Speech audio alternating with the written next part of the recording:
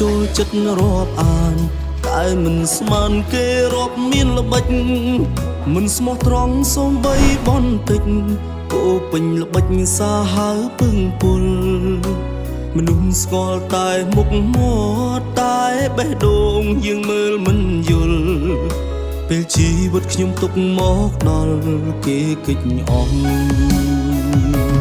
ជប់រាប់ហើយមនុស្សស្គាល់ពេលមានជប់រាប់ហើយមនុស្សស្គាល់ពេលមានពេលខ្ញុំតល់ច្រកទុកទុនត្រៀនគ្មានពុងគេសង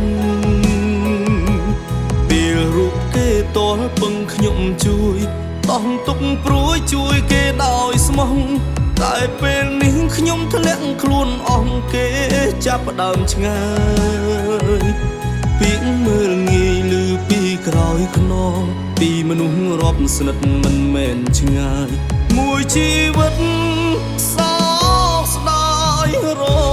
ប់មនុស្សខុស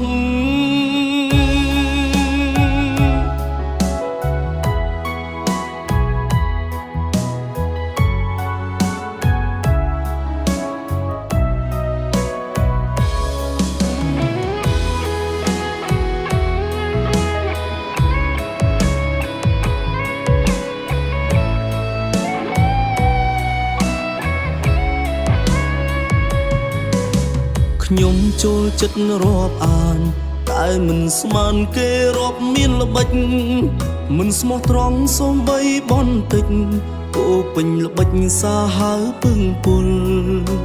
មនុស្សស្គាល់តែមុខមាត់តែបេះដូងយើងមើលមិនយល់ពេលជីវិតខ្ញុំទុកមកដល់គេគេចអស់ជប់រាប់ហើយមនុស្សស្គាល់ពេលមានជប់រាប់ហើយមនុស្សស្គាល់ពេលមានពេលខ្ញុំតល់ច្រកទុកទុនត្រៀនគ្មានពុងគេសងពេលរូបគេតល់ពឹងខ្ញុំជួយ